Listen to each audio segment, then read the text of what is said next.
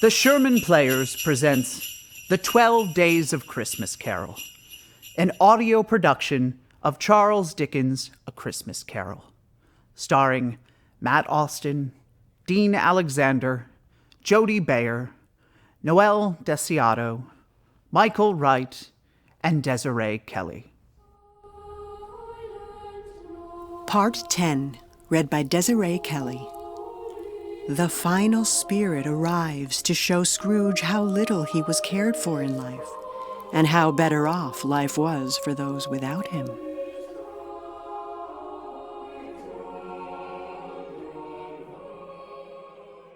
The room was very dark, too dark to be observed with any accuracy, though Scrooge glanced round it in obedience to a secret impulse, anxious to know what kind of room it was. A pale light, rising in the outer air, fell straight upon the bed, and on it, plundered and bereft, unwatched, unwept, uncared for, was the body of this man. Scrooge glanced toward the phantom. Its steady hand was pointed to the head. The cover was so carelessly adjusted that the slightest raising of it, the motion of a finger upon Scrooge's part, would have disclosed the face. He thought of it, how easy it would be to do, and longed to do it, but had no more power to withdraw the veil than to dismiss the spectre at his side. Oh, cold, cold, rigid, dreadful death, set up thine altar here, and dress it with such terrors as thou hast at thy command, for this is thy dominion. But of the loved, revered, and honored head, thou canst not turn one hair to thy dread purposes, or make one feature odious. It is not that the hand is heavy and will fall down when released. It is not that the heart and pulse are still, but that the hand was open, generous and true, the heart brave, warm, and tender, and the pulses a man's. Strike, shadow, strike, and see his good deeds springing from the wound, to sow the world with life immortal. No voice pronounced these words in Scrooge's ears, and yet he heard them when he looked upon the bed. He thought, if this man could be raised up now, what would his foremost thoughts be? Adversaries? Hard-dealing, griping cares? They have brought him to such a rich end, truly. He lay in the dark, empty house, with not a man, a woman, or a child, to say that he was kind to me in this or that, and for the memory of one kind word, I will be kind to him. A cat was tearing at the door, and there was the sound of gnawing rats beneath the hearthstone. What they wanted in the room of death, and why they were so restless and disturbed, Scrooge did not dare to think. "Spirit," he said, "this is a fearful place. In leaving it, I shall not leave its lesson, trust me. Let us go." Still, the ghost pointed with an unmoved finger to the head. "I understand you," Scrooge returned, "and I would do it if I could. But I have not the power, Spirit. I have not the power." Again, it seemed to look upon him. "If there is any person in town who feels emotion caused by this man's death," said Scrooge, quite agonized, "show this person to me, Spirit, I beseech you." The phantom spread its dark robe before him for a moment, like a wing, and, withdrawing it, revealed a room by daylight, where a mother and her children were. She was expecting someone, and with anxious eagerness, for she walked up and down the room, started at every sound, looked out from the window, glanced at the clock, tried, but in vain, to work with her needle, and could hardly bear the voices of the children at play. At length the long-expected knock was heard. She hurried to the door and met her husband, a man whose face was careworn and depressed, though he was young. There was a remarkable expression in it now, a kind of serious delight of which he felt ashamed and which he struggled to repress. He sat down to the dinner that had been hoarding for him by the fire, and when she asked him faintly what news, which was not until after a long silence, he appeared embarrassed how to answer. "Is it good?" she said. "Or bad?" to help him. "Bad," he answered. "We are quite ruined?" "No. There is hope yet, Caroline." "If he relents," she said, amazed, "there is. Nothing is past hope, if such a miracle has happened." "He is past relenting," said her husband. "He is dead." She was mild and patient, but she was thankful in her soul to hear it, and she said so with clasped hands. She prayed forgiveness the next moment, and was sorry. But the first was the emotion of her heart. "What the half-drunken woman whom I told you of last night said to me, when I tried to see him and obtain a week's delay, and what I had thought was a mere excuse to avoid me, turns out to have been quite true. He was not only very ill, but dying then. To whom will our debt be transferred?" "I don't know, but before that time we shall be ready with the money, and even though we were not, it would not be a bad fortune indeed to find so merciless a creditor in his successor. We may sleep tonight with light hearts, Caroline." Yes, soften it as they would, their hearts were lighter. Their children's faces, hushed and clustered round to hear what they so little understood, were brighter, and it was a happier house for this man's death. The only emotion that the ghost could show him, caused by the event, was one of pleasure. "Let me see some tenderness connected with the death," said Scrooge.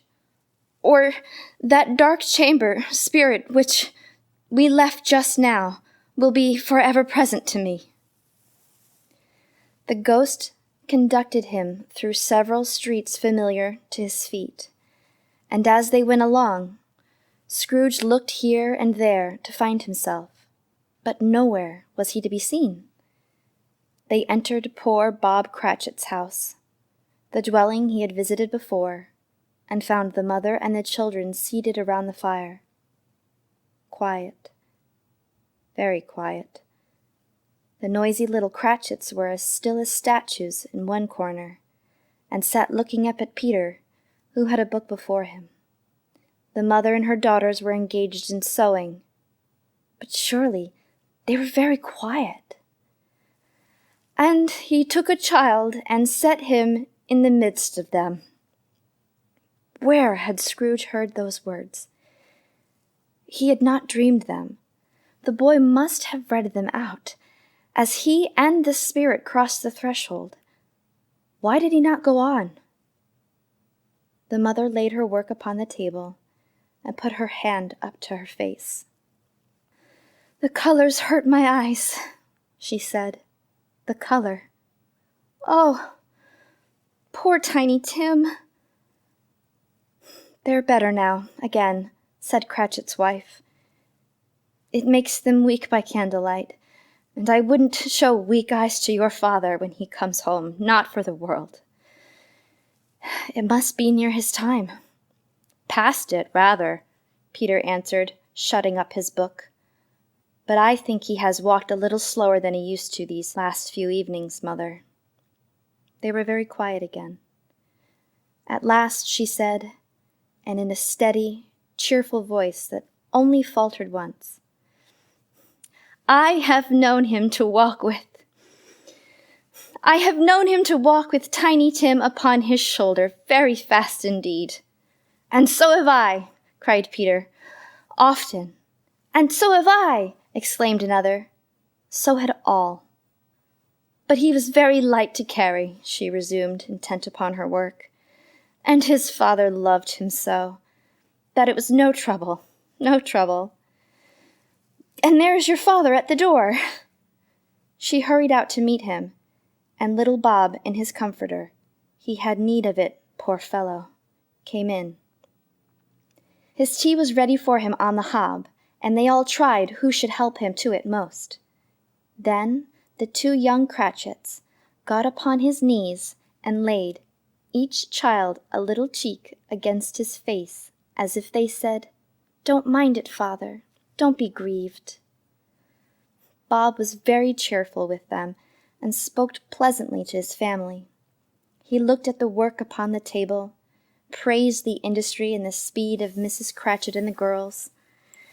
They would be done long before Sunday, he said. "Sunday! You went today, then, Robert?" said his wife. "Yes, my dear," returned Bob. "I wish you could have gone. It would have done you good to see how green the place is. But you'll see it often.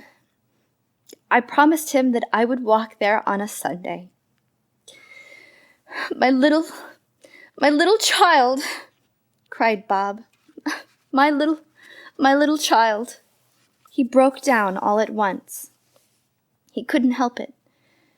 If he could have helped it, he and his child would have been farther apart perhaps than they were. He left the room, and went upstairs into the room above, which was lighted cheerfully and hung with Christmas. There was a chair set close beside the child, and there were signs of someone having been there lately. Poor Bob sat down in it, and when he thought a little and composed himself, he kissed the little face. He was reconciled to what had happened, and went down again, quite happy. They drew about the fire and talked, the girls and mother working still. Bob told them of the extraordinary kindness of Mr. Scrooge's nephew, whom he had scarcely seen but once, and who, meeting him in the street that day, and seeing that he looked just a little down, you know, said Bob, inquired what had happened to distress him. On which, said Bob, for he is the pleasantest spoken gentleman you have ever heard, I told him, "I am heartily sorry for it, Mr. Cratchit," he said, "and heartily sorry for your good wife. By the by, how ever he knew that, I don't know." "Knew what, my dear?" "Why, that you were a good wife," replied Bob. "Everybody knows that," said Peter. "Very well observed, my boy," cried Bob. "I hope they do." "Heartily sorry," he said, "for your good wife. If I can be of service to you in any way," he said, giving me his card, "that's where I live. Pray come to me." Now, it wasn't, cried Bob, for the sake of anything he might be able to do for us, so much as for his kind way, that this was quite delightful. It really seemed as if he had known our Tiny Tim and felt with us. "I'm sure he is a good soul," said Mrs. Cratchit. "You would be sure of it, my dear," returned Bob, "if you saw and spoke to him. I shouldn't be at all surprised, mark what I say, if he got Peter a better situation." "Only hear that, Peter!" said Mrs. Cratchit. "And then," cried one of the girls, "Peter will be keeping company with someone and setting up for himself." "Oh, get along with you," retorted Peter, grinning. "It's just as likely as not," said Bob, "one of these days, though there's plenty of time for that, my dear. But however and whenever we part from one another, I am sure we shall none of us forget poor Tiny Tim. Shall we? Or this first parting that there was among us?" "Never, father," cried they all. "And I know," said Bob, "I know, my dears, that when we recollect how patient and how mild he was, although he was little child, we shall not quarrel easily among ourselves and forget poor Tiny Tim in doing it." "No, never, father," they all cried again. "I'm very happy," said little Bob. I'm very happy." Mrs. Cratchit kissed him. His daughters kissed him. The 2 young Cratchits kissed him, and Peter and himself shook hands. "Spirit of Tiny Tim, thy childish essence was from God." "Spectre," said Scrooge, "something informs me that our parting moment is at hand. I know it, but I know not how. Tell me, what man that was whom we saw lying dead?" The ghost of Christmas yet to come conveyed him, as before, though at a different time, he thought. Indeed, there seemed no order in which these latter visions, save that they were in the future, into the resort's businessman, but showed him not himself. Indeed, the spirit did not stay for anything, but went straight on as to the end just now desired, until besought by Scrooge to tarry for a moment. "This court," said Scrooge, "through which we hurry now, is where my place of occupation is, and has been for a length of time. I see the house.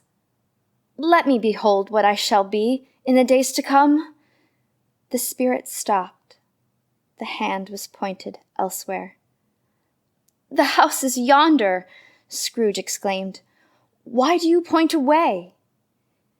The exorable finger underwent no change. Scrooge hastened to the window of his office and looked in. It was an office still, but not his. The furniture was not the same, and the figure in the chair was not himself. The phantom pointed as before. He joined it once again, and wondering why and whither he had gone, accompanied it until they reached an iron gate. He paused to look round before entering. A churchyard.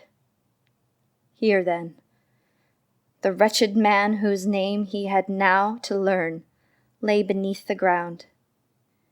It was a worthy place, walled in by houses, overrun by grass and weeds, the growth of a vegetation's death, not life, choked up with too much burying, fat with repleted appetite, a worthy place.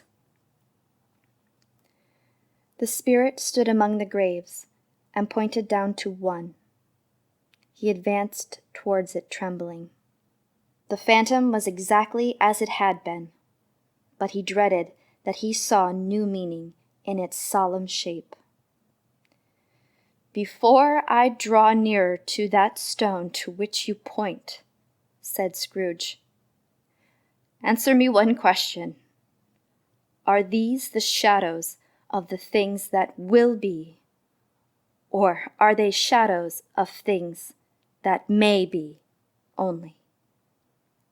Still the ghost pointed downward to the grave by which it stood. "Men's courses will foreshadow certain ends to which, if persevered in, they must lead," said Scrooge. "But if the courses be departed from, the ends will change. Say it is thus with what you show me." The spirit was immovable as ever. Scrooge crept towards it, trembling as he went, and followed the finger.